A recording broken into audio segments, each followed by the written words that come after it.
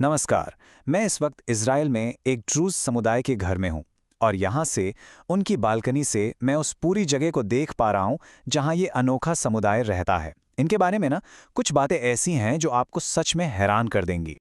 पता है, जब मैंने यहाँ के लोगों से बात की तो एक चीज बार बार मेरे सामने आई कि इन्हें लड़ना और मरना पसंद है।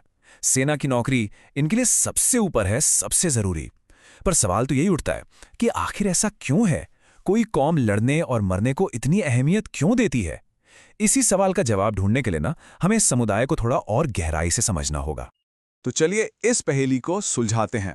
सबसे पहले ये जानते हैं कि आखिर ये ड्रूज हैं कौन। इनका इतिहास करीब 1100 साल पुराना है, जिसकी जड़ें मिस्र से जुड़ी हैं। इनके बारे में अक्सर एक बात कही जाती है कि ये 1 in a million कम्युनिटी हैं। और ये बात सच भी है, क्योंकि आप सोचिए पूरी दुनिया में इनकी कुल आबादी बस सिर्फ 12 लाख के आसपास है।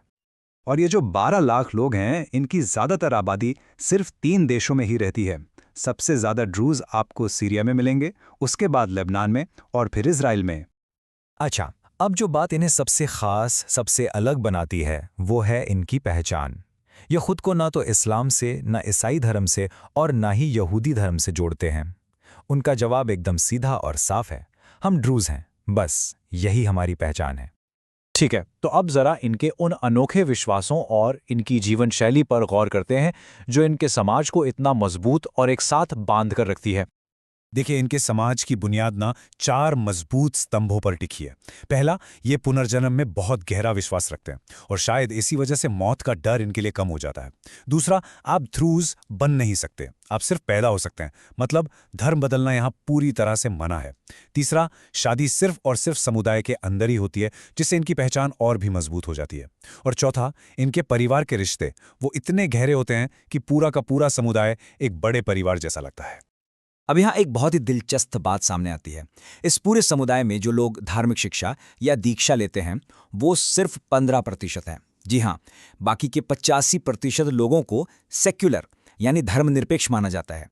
और यही सारे विश्वास हमें वापस हमारे उसी पहले सवाल पर ले आते हैं। चलिए अब समझते हैं कि इन्हें लड़ाका कौम क्यों कहा जाता है। इज़राइल की कुल आबादी में ड्रूज़ समुदाय का हिस्सा कितना होगा? सिर्फ आधा प्रतिशत। हाँ, आपने सही सुना, सिर्फ 0.5%। और यहीं पर कहानी का सबसे बड़ा ट्विस्ट आता है। आबादी है सिर्फ आधा प्रतिशत, लेकिन इजरायली सेना में इनकी हिस्सेदारी जानते हैं कितने? पूरे 10%।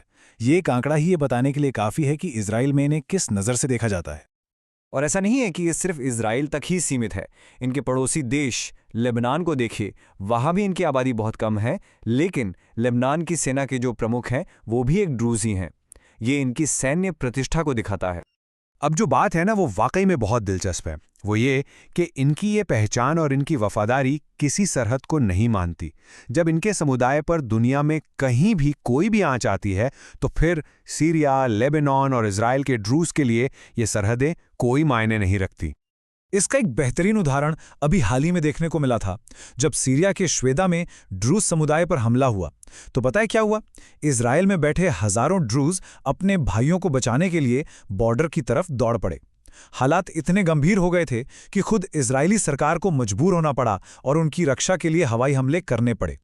तो आखिर में इस छोटे लेकिन इतने शक्तिशाली और एकजुट समुदाय की विरासत क्या है, और इस अशांत क्षेत्र में इनका भविष्य कैसा दिखता है?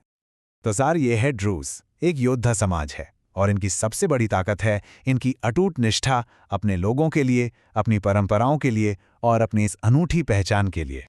लेकिन एक बड़ा सवाल भविष्य को लेकर भी है।